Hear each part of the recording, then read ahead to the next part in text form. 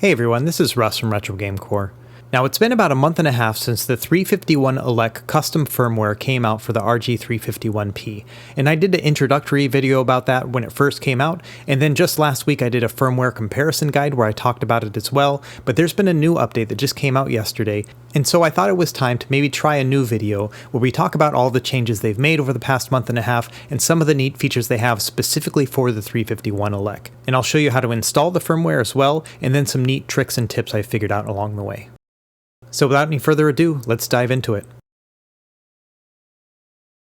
So first things first, let's talk about some notable changes with this most recent update. Number one, it now has online updates. So once you update to this new version, from now on, all you'll have to do is connect to Wi-Fi and update your firmware via the internet. It also has a new battery life notification, so basically when it hits 30% battery remaining, it'll go to a yellow light, and then when it gets to 20%, it'll go to a red light, and then when it gets to 10%, it'll be a flashing light, so it really helps you to kind of figure out when you need to charge your battery. This firmware also now supports movie playback, and we'll get into that in a minute, but you can watch movies on your device, which is pretty cool. It also now has open bore support, so you can play Open Beats of Rage games here. Now it actually loads via a PSP port, and we'll get into that here in a minute. It's not the greatest thing in the world, but you do have the opportunity now to play these games. They made some updates to the default theme, and so it just looks a lot nicer and cleaner now. They've also implemented default RetroArch hotkeys, so you can exit out of games really quickly. And they've also moved Pico 8 and TIC 80 games to have their own menu in the main menu. And finally, DOSBox Pure is now the default PC emulator on this firmware. I'm going to do a separate video about DOSBox Pure in the future, so I'm not going to get into it in this video. And because it's been a while since I've done an update video on 351 Elec, here are some other changes that have happened over the past few weeks. Number one, several emulators now have native Rumble support. And then the PSP emulator has this frames per second patch, which I talked about in my previous firmware comparison video, and it runs really nice and smooth. They've also now embedded graphics settings within Emulation Station, so you don't have to go in RetroArch and actually change the graphics. You can do it all through Emulation Station for the most part. And on top of that, they've made optimal default graphics settings. What that means is when you first install this firmware, it'll have the graphics already tweaked for that specific system when you boot a game up, which is really handy. I also really like the retro splash screen that this firmware has. And finally, this firmware moved over to a 64-bit release, and that just gives you more options when it comes to what emulators and what programs this can run. So let's take a second and talk about these default graphics settings. I've seen a lot of questions on YouTube and Discord and stuff about it, and I think people are getting the wrong impression about these defaults. The first thing I want to say is that they're completely changeable, so don't worry about if you don't like a specific setting. It's very, very easy to tweak it, and I'll show you how to do that. After getting feedback from users, the developer went and set ideal aspect ratio settings for each of the major systems, and they can be categorized into three different sections. The first is 3:2 aspect ratio, and this is the native aspect ratio on the RG351P. What this basically means is that any of these systems that use a 3:2 aspect ratio are going to fill up the entire screen. And this usually works better for systems that have a lot of pixels to push. So for example, Nintendo 64 and PlayStation and Dreamcast, all of those look just fine when you widen it out to entire screen. The next is 4:3 aspect ratio, and this is specific to old school televisions because they had a 4:3 aspect ratio. So certain classic systems like the Nintendo, Super Nintendo, and Genesis, all of those look best at a 4:3 aspect ratio, so those are already set by default when you start up 351 Elec. And finally, we have integer scaling, and this is when you scale the image by a whole number. So for example, you have 1 times integer scaling, which is perfect pixels, and then you have 2 times integer scaling, which is double the pixels but remaining in the same aspect ratio. Now this works best with handheld devices because they had a much lower pixel density. So for example, Game Boy Advance or Game Boy, they both run at a 2 times integer scaling, which means they double their amount of pixels, and it looks really nice and clear on the device itself. Now, Game Boy Advance is perfectly rendered at a 2 times integer scaling because it originally was at a 3:2 aspect ratio, whereas the others you're going to have black bars on the sides and maybe even a little bit on the top and bottom, but you'll have a nice crisp and clear picture. Now speaking of very clear pictures, the other consoles are not going to look great when they're scaled up, and that's because they're not at a perfect integer scaling. What that basically means is you're going to have some weird pixel distortions because none of these systems ran at a 480 by 320 resolution, which is what's on the 351P. But luckily there's a setting in RetroArch that is called RGA scaling, and that is specific to this chipset that's on the device itself, and what it does is it smooths out all of those weird pixels, and so it looks much nicer. It has a tiny little bit of blurriness sharpness compared to just a regular sharp picture, but it looks a lot cleaner, and so I'll show you examples here later on in this video of what it looks like with RGA scaling on and RGA scaling off. All this is to say these two categories of systems on the left will have RGA scaling turned on by default, and I think it's the ideal thing to do. And like I said before, all of these graphics settings are easily changeable in the emulation station menu, so don't worry about it too much if you don't like RGA scaling. There's other things you can do, which we'll also talk about in this video. And last thing, let's talk about these default RetroArch hotkeys, which are new to this most recent firmware update. First things first, let's talk about the hotkey enable button, and that is set to the select button. Basically what that means is you will hit select and any of these other buttons in order to run the hotkey itself. So you can't just hit one button and make it work, you have to hit select plus that button. So for example, if you wanted to save a state, you would hit select and R1. If you wanted to pause the game, you would hit select and A. And I'm not going to go over every single one here, but I just wanted to kind of show you how it all works. You're going to hit select and then any of these buttons. Now some of these are unique. For example, if you push down on L3 and R3, which is clicking down on the two analog sticks, that'll bring up the RetroArch menu. You can also do the RetroArch menu by hitting select and X, but you have two options for that one. And if you want to quit RetroArch and go back to the main menu, you're going to hit select and start. But there's a failsafe in there in that you have to hit it twice. So you hit select and start twice. What I do is I just hold on to select and then I hit start twice. And that's really it for these hotkeys. These are kind of standard RetroArch hotkeys for most systems. So once you kind of get the feel of these ones down, you'll be able to use that with other devices too. Okay, so I will have a written guide linked below under this video, and it'll have links to where you need to go in order to download this new firmware. Once you get to this GitHub page, there's actually two options for upgrading your firmware. The first option is just to flash a brand new image onto your SD card, and the second one is to upgrade a previous version of 351elec. And I'm actually going to download both files to show you how this works. The image file, the IMG file, that's the one you're going to use to flash a brand new version of 351elec, and the other one, which is a tar file, that's the one you're going to use to update your previous version of 351elec.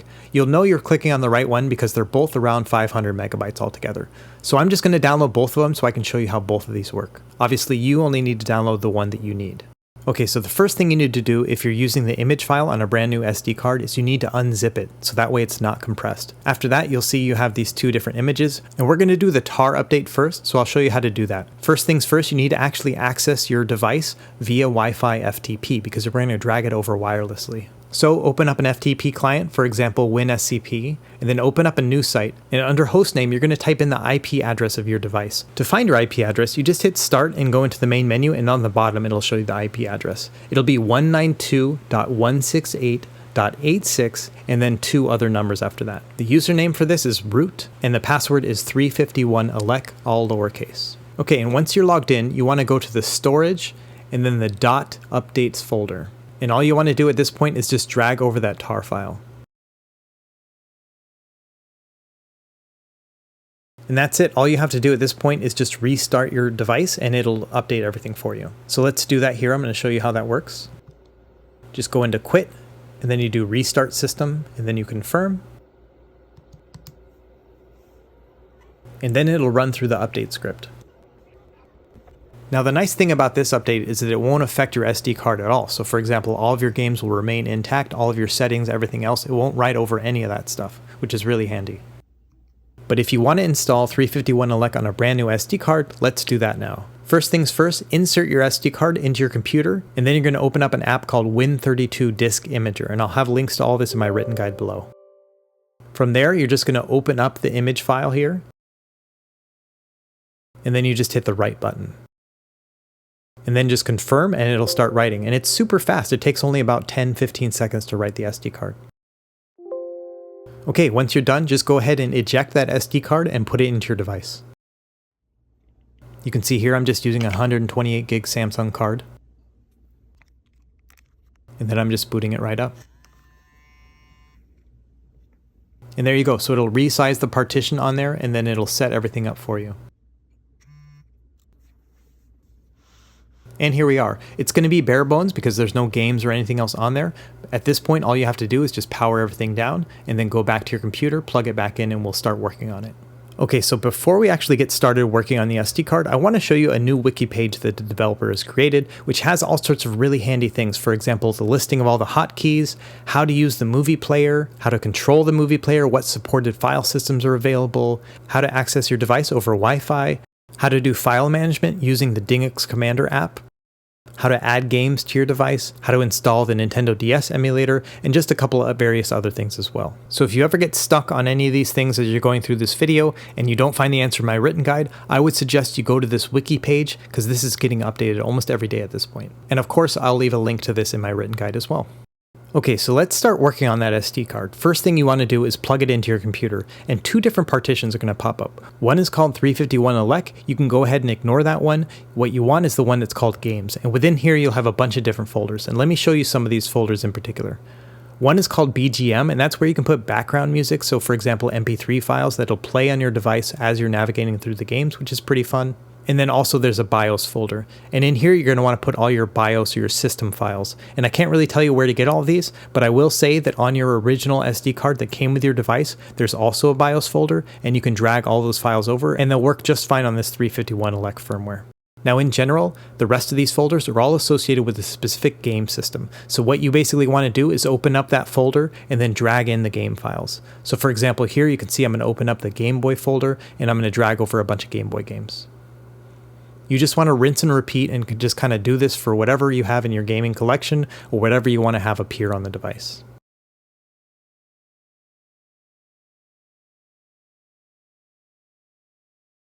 One thing to note, if you are going to add movies to your device, you need to have a folder that's called mPlayer, and if you don't have that folder already in your games partition, all you have to do is just make that new folder and then drag your movies into there.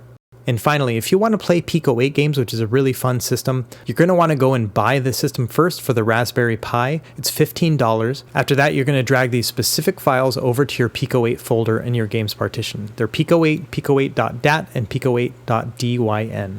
Okay, so let's put the SD card back into our device and let's start it up and see how this all plays out. You can see here, once you have it loaded up with all of your games, each of these folders will show up on your menu. So if you have an empty folder, it won't show up, but if you add games to it, it will show up. So that's really kind of nice. This is one of my favorite features of all of these firmwares, in that you only see the systems where you have games. Now if you hit start, it'll bring up the emulation station main menu, and here you can go into the UI settings and you can make changes to the themes. For example, if you go into theme configuration and then you change the background art to say full screen, you'll see you'll have completely different windows as you scroll through.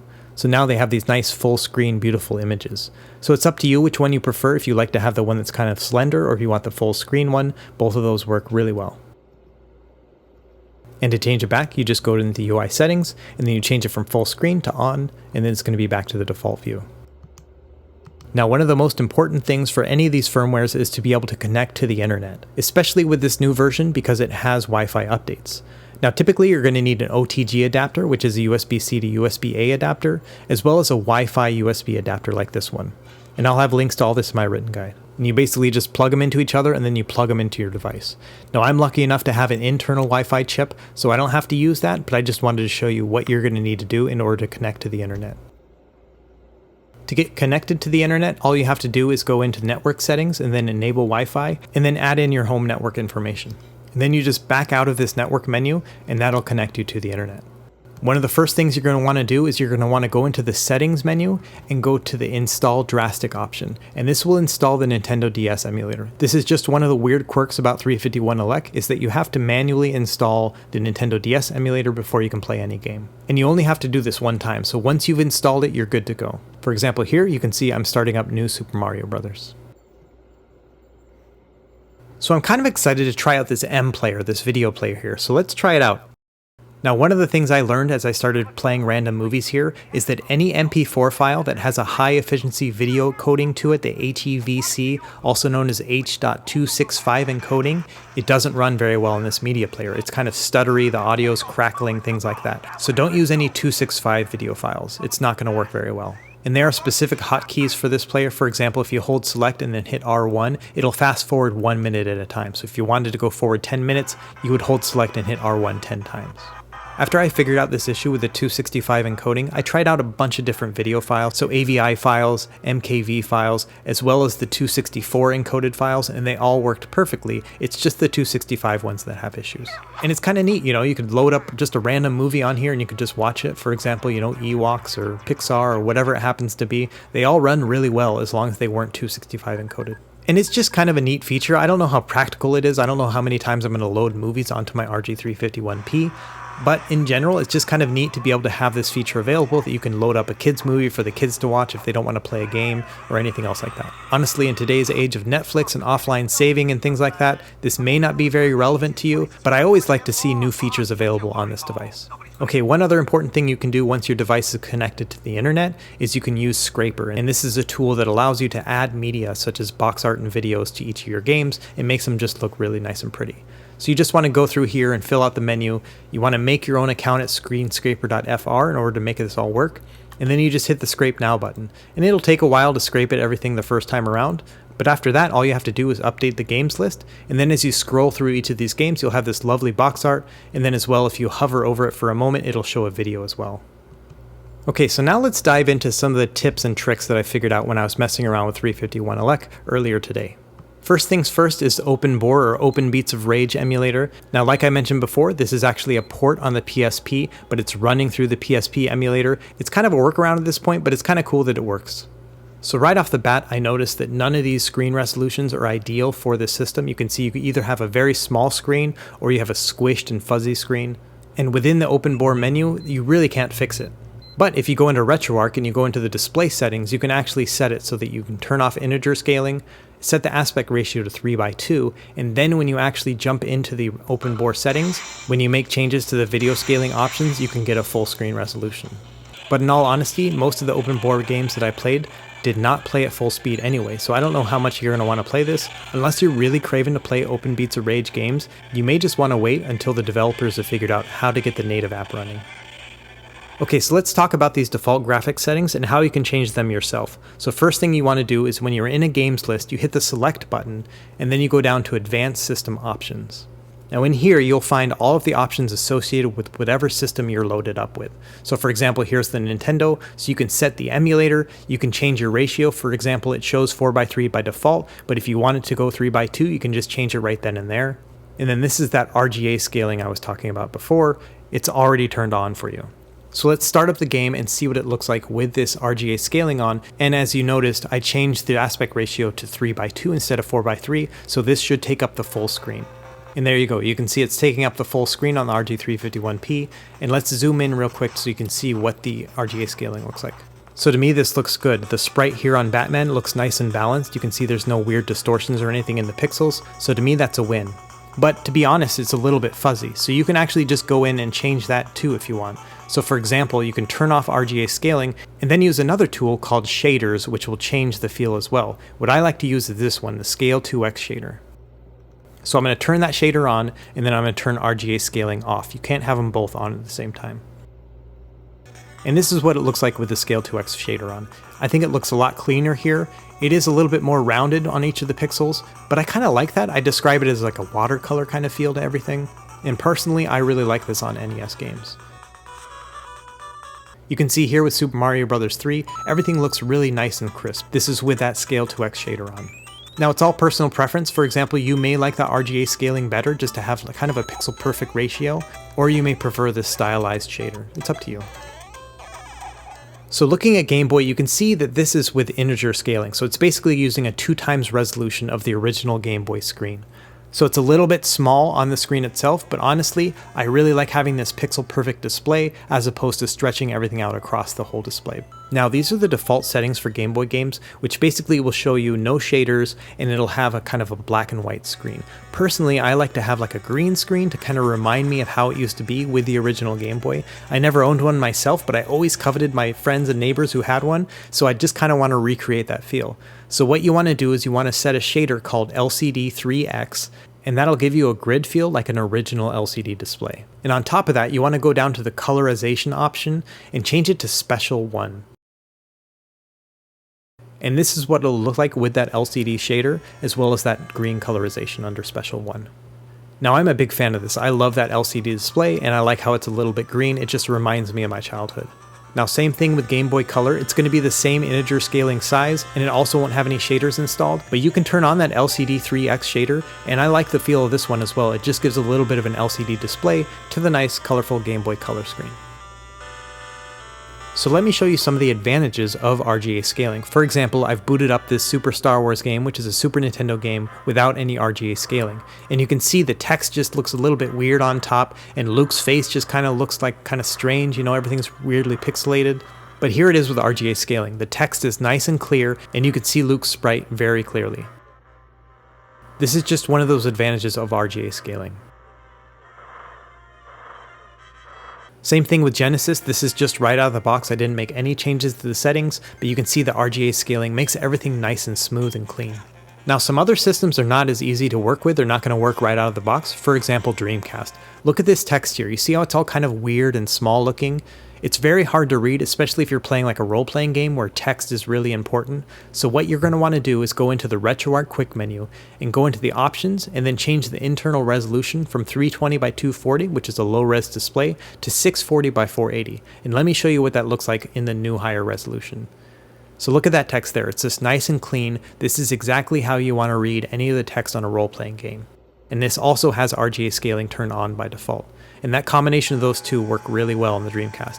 Now there's a small performance decrease when you use a higher resolution display, because as you can imagine, the chipset is having to push through more pixels onto the device, but it really depends on the game. So for example, this is the Aqua GT game, which is one of my favorite racing games on the Dreamcast, and it's running at a smooth 30 frames per second, even with that high resolution display. So you're just going to want to take it one game at a time with this. Now PSP also needs a little bit of tweaking. There's all sorts of tricks you can do, and I'm going to work on a PSP guide here in the future, but in general, my normal setting is I like to go in, turn it on for buffered rendering, do frame skipping of 1, turn it on for auto frame skip, and then change it to number of frames. And that basically means that it's going to play normally, but then when it needs to, it'll turn on a frame skip of 1. And you can see here with Crisis Core Final Fantasy VII, everything's playing relatively smoothly.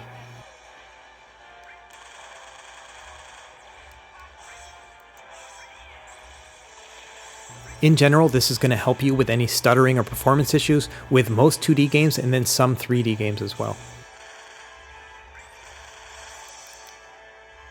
Now once you have Pico 8 installed, you actually have to go into Game Collections and then Systems Displayed and actually enable it so that you can see it in the main menu. But once you have that turned on, you'll be able to go right into the Pico 8 menu. And there it is, you just hit Start Pico 8 and it'll boot it right up.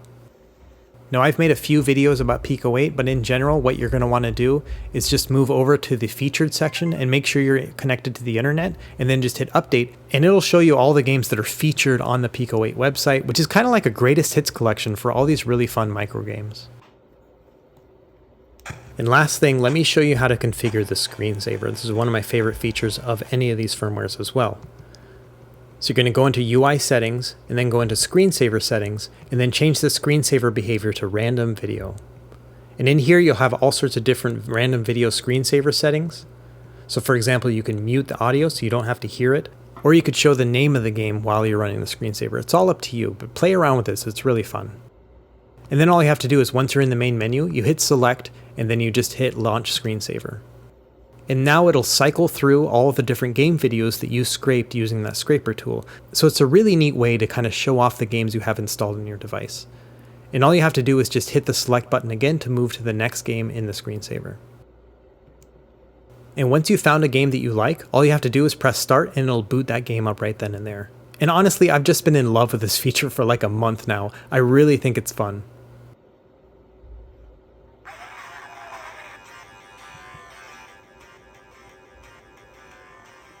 Alright everyone, that's it for this video. I hope you enjoyed this kind of deep dive into 351 I really enjoy this firmware, and I'm a little bit up in the air between ArcOS and 351 at this point, because some of the things that I really liked about ArcOS are now available on the 351 for example the online update function.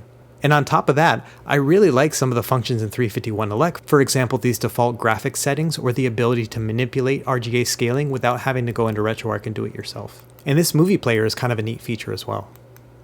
So let me know if you have any questions in the comments below, and be sure to like and subscribe if you found this helpful, and we will see you next time. Happy gaming.